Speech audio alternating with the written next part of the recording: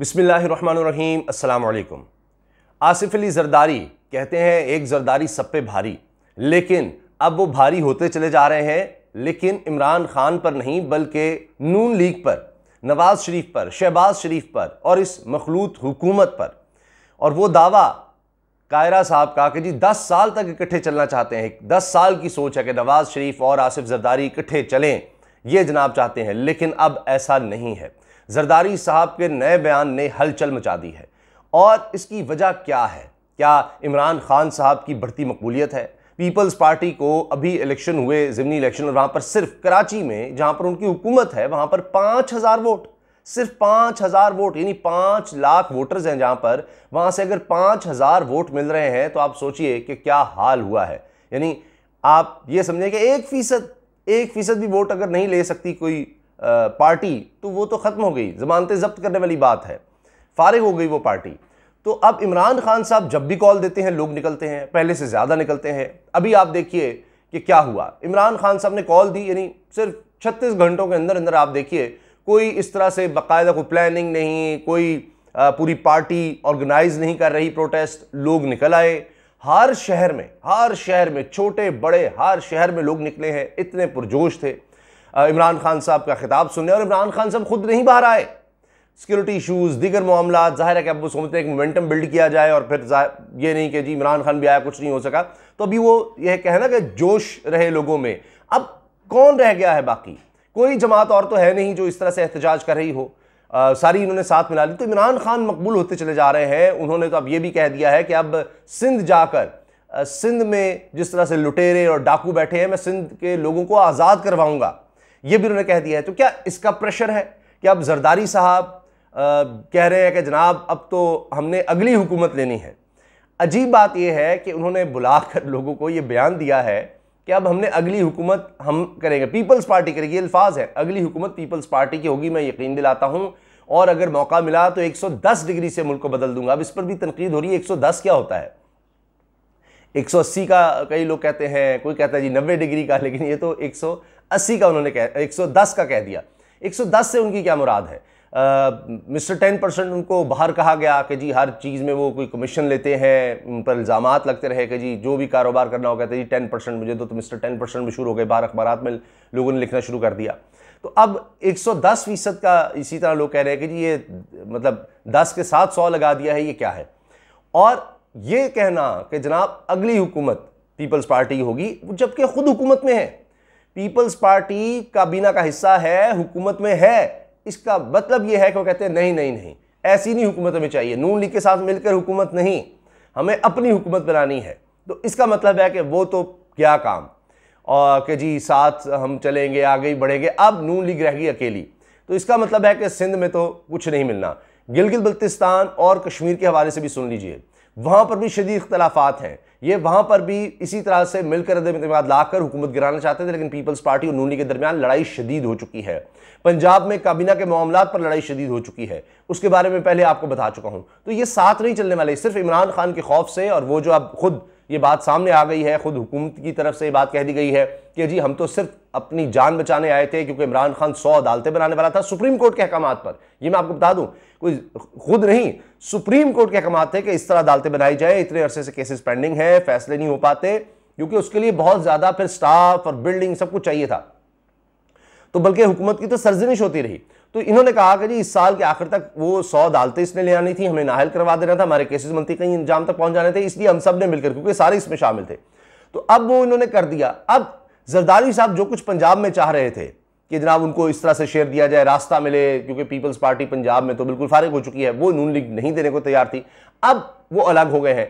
लेकिन इसमें सबसे ज्यादा नुकसान, यानी जरदारी साहब धक्का देकर अब खुद निकल गए हैं, और अब समझ नहीं आ रही नून लीग को कि सब बुरा भला गालियां सब कुछ उन्हीं को पड़ रही हैं, जहां भी आप चले जाएं उन्हीं को सुनने को मिल रहा है। और पीपल्स पार्टी इंजॉय कर रही है। पीपल्स पार्टी के नबील गबोल साहब देखिए समा के प्रोग्राम में पारस खुर्शीद से क्या बात कर रहे हैं कि जी ये सारा किस तरह से है, क्यों आप आए, किस तरह आपको पता नहीं था कि हालात क्या है और आप संभाल नहीं सकते। तो अब उनका जवाब बड़ा दिलचस्प है कि क्या वो कह क्या रहे हैं, वो आप सुनिएगा। नेशनली बढ़ गया, हम क्या कर सकते हैं? तो लोग हम भी वोट लेने जाएंगे ना। हुकूमत से क्यों आए थे? पार्टी अहम कोलिशन पार्टनर है। जब चला नहीं सकते तो पिछली हुकूमत क्यों आई थी? ये सवाल जब हुकूमत आई थी उस वक्त कीमत नहीं बढ़ी थी, हुकूमत के बाद बढ़ी। ठीक है, देखें खुद कह रहे हैं हुकूमत आई तो कीमतें उस वक्त नहीं बढ़ी थी, बाद में बढ़ी हैं। इसका मतलब इनका कसूर है। ये नबील कबूल साहब पीपल्स पार्टी के हैं और ये क्या कह रहे हैं, यहां से पता लग रहा है नून लीग के साथ कितना बड़ा हाथ हो गया है। जरदारी साहब ने क्या कर दिया है कि जनाब बुरा भला इनको कहा जाएगा, हम सेफ हैं, हम आराम से बच जाएंगे और अगला इलेक्शन हम अपने तौर पर लड़ेंगे, क्योंकि इनके साथ तो सिर्फ और सिर्फ बदनामी है और इमरान खान का प्रेशर बढ़ता चला जा रहा है। अब वो सिंध का रुख कर रहा है। कराची में जिस तरह से लोग निकले हैं, पूरे कराची में आप देखिए किस तरह लोग निकले हैं, कितने पुरजोश थे। हर छोटे बड़े शहर में लोग निकले हैं और बड़े पुरजोश थे। इस दफा इमरान खान साहब ने जो कॉल दे दी है कि जी आपने तैयार रहना है, मैं कॉल दूंगा और हम एहतजाज जारी रखेंगे। महंगाई इतनी ज्यादा हो रही है तो अब ये सारी जमातें इस वक्त परेशान हैं, इसलिए अपना अपना रास्ता ले रही हैं ताकि एक दूसरे पर अब आप यकीन जानिए ये मलबा डालेंगे। पीपल्स पार्टी ने अभी से शुरू कर दिया काम कि जनाब हमारा तो कुछ लेना देना नहीं है, ये सारा कुछ जनाब नून लीग कर रही है और उसका सबूत ये देखिए पीपल्स पार्टी क्या कह रही है। ये कहते हैं जब इनसे पूछा तो था ना हमें पता हालात, लेकिन जब हम इनसे पूछते हैं प्राइम मिनिस्टर साहब से या मुफ्ती इस्माइल से मैंने पूछा तो प्राइम मिनिस्टर साहब तो एक चीज कहते हैं कि मुझे तो सबसे पहले बता मुझे धक्का किसने दिया, लेकिन हम कहते आपने सुन लिया, वो कहते हैं जी प्राइम मिनिस्टर कहते हैं सबसे पहले मुझे ये बताओ कि मुझे धक्का किसने दिया। तो अब आप इससे अंदाज़ा लगा लीजिए कि नून लीग भी इस वक्त उसकी हालत भी पतली है और जरदारी साहब ने उनके साथ क्या गेम डाल दी है। इसके अलावा आप ये देखिए कि अब ये भी बातें हो रही हैं कि जरदारी साहब अब कह रहे हैं जी मैं गुलबर्ग आकर बैठूंगा, यहाँ बहरिया टाउन में जो बिलावल हाउस है यहाँ कारकुनों को आने में दुश्वारी होती है तो गुलबर्ग जाऊँगा। अब वहाँ सवाल हो रहा है कि वहाँ बिलावल हाउस कौन बना कर दे रहा है। अच्छा, इन्होंने कहा है जरदारी साहब ने कि जी इंशाल्लाह आइंदा हुकूमत पीपल्स पार्टी की होगी, पूरा शेयर लेंगे, पूरा शेयर, अब इस तरह का नहीं मखलूत नहीं, अब पूरा शेयर हम खुद से आएंगे। ये जरदारी साहब के अल्फाज हैं। हुकूमत करने का मौका मिला तो पाकिस्तान को 110 डिग्री बदलूंगा, अब पंजाब में बैठूंगा और सब से मिलकर काम करूंगा। फिर कहा जी पंजाब और गिलगित बल्तिस्तान में पीपल्स पार्टी खत्म हो गई है, सफ़ेद झूठ है। ठीक है, अब वो वहाँ पर भी एक्टिव हो रहे हैं, कोई नून लीग के साथ उस तरह से नहीं जा रहे और कहते जी हमने अपनी सियासत कमज़ोर करके पाकिस्तान बचाने की कोशिश की और जब ज़रूरत पड़ती है तब सुनते हैं। ये हमारी कब सुनते हैं, कारकुनों को बहरिया टाउन आना मुश्किल होती है, गुलबर्ग शिफ्ट हो रहा हूँ। अच्छा, अब मैंने आपको इनका बयान सुनवा दिया कि क्या इस वक्त इनकी सोच है, किस तरह से ये जनाब बिल्कुल अब अलग सोलो फ्लाइट करने वाले हैं और सारी बदनामी नून लीग के गले में डालकर और आगे कोई मामला इनके नहीं चल रहे आपस में, अभी से बहुत ज़्यादा इख्तलाफात हैं। मुस्तफ़ा नवाज़ खोकर साहब जिस तरह की स्टेटमेंट्स दे रहे हैं वो आप देख लीजिए, दीगर पीपल्स पार्टी के लोग वो ये कहेंगे कि जनाब बड़ी बदनामी हो रही है, ये हम पर भी आ रहा है, हम पर भी आ रहा है। कहीं वो नून लीग को डिफेंड करते नजर नहीं आएंगे, वो बिल्कुल साइडलाइन पर खड़े होने की कोशिश करते हैं। और अब जरदारी साहब ने तो बिल्कुल ही ओपन कर दिया है काम कि उन्होंने इंडिपेंडेंट सोलो फ्लाइट लेनी है और वो जो फ़ायदे उठाने आए थे मतलब हुकूमत में वो ले लिए, लेकिन वो जो था ना नून लीग कहती जी सारे जो हैं सब जिम्मेदारी ले, उन्होंने जिम्मेदारी लेने से इनकार कर दिया है कि जनाब अगली हुकूमत होगी हमारी, पूरा शेयर लेंगे, ये तो है ही नहीं, इसमें तो हम हैं ही नहीं, इसमें तो हम शामिल ही नहीं, उन्होंने डिसोन कर दिया है। तो इमरान खान का प्रेशर जो है वो रंग ला रहा है। इमरान खान साहब ने जो हालिया तकरीर की वो आपने सुनी, उसमें उन्होंने कहा है कि जी साफ और शफाफ इलेक्शन, सिर्फ इलेक्शन नहीं साफ शफाफ इलेक्शन। ये लोग श्रीलंका की तरफ हालात को लेकर जा रहे हैं मुल्क को, और न्यूट्रल्स को बता दिया था, बार बार इमरान खान साहब न्यूट्रल्स को बराह रास्त हिट कर रहे हैं कि जी उनको बता दिया था कि हालात ख़राब होंगे। शौकत तरीन को भी भेजा था कि मुल्क की मईशत बड़ी मुश्किल से संभली है, इसके बाद नहीं संभलेगी। जिस तरह से ये रिजीम चेंज हो गया तो वो मामलात अब आ रहे हैं, अब सब परेशान हैं, करें तो करें क्या। अब लोग कह रहे हैं जी कुछ ना कुछ करना पड़ेगा, कहानी बदलनी पड़ेगी, मामलात नहीं संभल रहे। लोग अब जिस तरह से सोशल मीडिया पे इज़हार कर रहे हैं, इस्लामाबाद, रावलपिंडी, कराची, लाहौर, मुल्तान, पेशावर, फैसलाबाद, सियालकोट और यानी 28 शहर हैं मुल्क के जहाँ बड़े बड़े ये इज्तिमात कह लें, बड़ी तादाद में लोग इकट्ठे हुए। तो अब हालात ये हैं कि जिस तरह से लोगों में जोश है, वो कह रहे हैं अब सर पे कफन बांध के हम निकलेंगे, अब इस दफ़ा ये नहीं होगा कि हम वापस आ जाएं। बहुत यानी इमरान खान भी कहेगा तो हम नहीं मानेंगे। पहले खून खराबे से बचने के लिए इमरान खान साहब ने फैसला किया, 2 इनके कारकुन पहले जाँ बहक हो गए। अब वो लोग कह रहे हैं कि नहीं, ये मुल्क बचाने के लिए जनाब ये कुर्बानी देनी पड़ेगी। इतने खौफनाक हालात हैं कि लोग बस वेट कर रहे हैं कि जी इमरान खान साहब कॉल दें। क्योंकि महंगाई दिन ब दिन बढ़ रही है और इनसे कंट्रोल नहीं हो रही है। डॉलर आपने देखा 210 से अब ऊपर चला गया है। तो जब से आए हैं, इसका भी इमरान खान साहब ने जिक्र किया कि कहाँ डॉलर पहुंच गया है और उसकी वजह से महंगाई बढ़ती जा रही है। अभी ये पेट्रोल और महंगा करने का बात कर रहे हैं, जबकि इंटरनेशनल मार्केट में पेट्रोल नीचे आ चुका है। तो इनको कुछ समझ नहीं आ रही, बुखलाए हुए हैं, जिस तरह सुन हो चुके हैं। कोई डायरेक्शन नहीं है, कुछ समझ नहीं है। सब अब अपनी अपनी दौड़ में लगे हुए हैं कि किस तरह से बचा जाए, और जो इन्होंने कानून साजी करनी थी अपनी तरफ से कर ली है। अब मसला ये है कि फौरी इलेक्शन कॉल करते हैं तो इनको मौत नज़र आ रही है सियासी।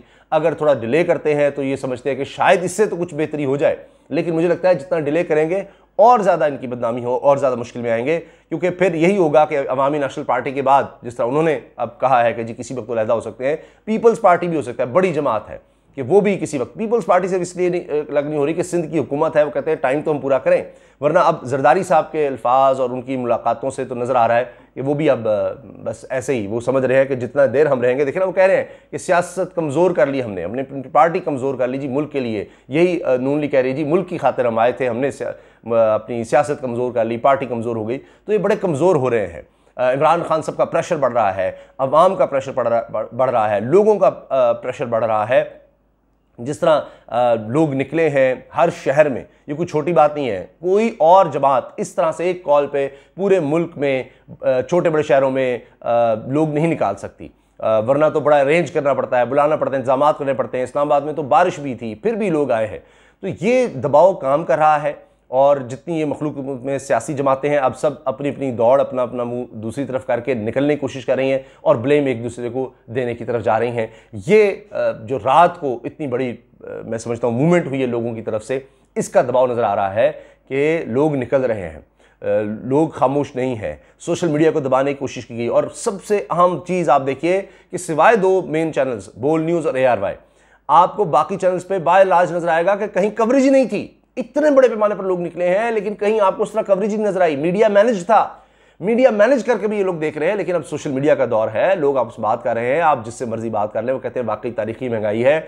ये तो कहते थे हम तजर्बाकार हैं, हमसे ज़्यादा अहल ही कोई नहीं है, लेकिन इनकी सारी बातें जो हैं वो इतनी तेज़ी से 2 महीने में एक्सपोज हुई हैं कि लोग अब दोबारा बारी देने का सोच नहीं सकते। 2 महीने के बाद नहीं सोच सकते हो, आप सोचिए कि साल गुजर जाएगा तो क्या हाल होगा। इनके अपने लोग, यानी टिकट भी कोई नहीं लेना चाहेगा। जो हाल पीपल्स पार्टी का हो चुका है पंजाब में, खैबर पख्तूनख्वा में, दीगर सूबों में, सिंध के अलावा, वो हाल अब नून लीग का होने जा रहा है कि उनका तो टिकट लेने के लिए कोई तैयार नहीं होगा। वो पैसे दे रहे होंगे, जिस तरह पंजाब में पीपल्स पार्टी ने किया कि पैसे देना चाहते थे कि हमारा टिकट ले लो, लोग लेते नहीं थे। यही बात अब क्योंकि जमानतें जब्त हो जाती हैं, आपको कुछ थोड़ा सा एक रकम देनी होती है कि ऐसी कोई मुंह उठा के ना इलेक्शन लड़ने आ जाए, तो वो जो अब जरा जमानत देते हैं वो भी जब्त हो जाता है कि ये आप तो इतने वोट भी नहीं ले सके, आपकी तो अहलियत ही नहीं थी। तो वो चीज़ें अब नून लीग के साथ होने वाली हैं, जो बड़ी अपने आप को जमात समझती थी। तो मौलाना साहब तो सिर्फ अपने हल्कों में इलेक्शन लड़ते हैं, जहाँ जहाँ उनकी पॉकेट्स हैं, वो तो पहले ही एहतियात करते हैं। तो बाकी जमातों का भी लगता है कि अब अपनी पॉकेट्स में भी बुरा हाल हो जाएगा जितना ये इलेक्शन को डिले करेंगे। तो अब ये चीज़ें डिस्कस होने लग गई हैं कि जी कौन सा वक्त हो सकता है इलेक्शन का। नून लीग खुद सोच रही है कि कब इलेक्शन कराना मुनासिब है, वो खुद इससे निकलना चाहते हैं। अब जरदारी साहब भी साथ छोड़ रहे हैं, अवामी नेशनल पार्टी का प्रेशर है, दीगर जमातों का प्रेशर नजर आ रहा है। तो बनेगा क्या? क्योंकि अवामी नेशनल पार्टी कहती थी गवर्नरशिप आपने खैबर पख्तूनख्वा की हमें देनी थी, वो आपने हमें नहीं दी। तो ये अपनी बंदर बांट और ये खींचा तानी अब शुरू हो गई है। इजाज़त दीजिए, अल्लाह हाफ़िज़।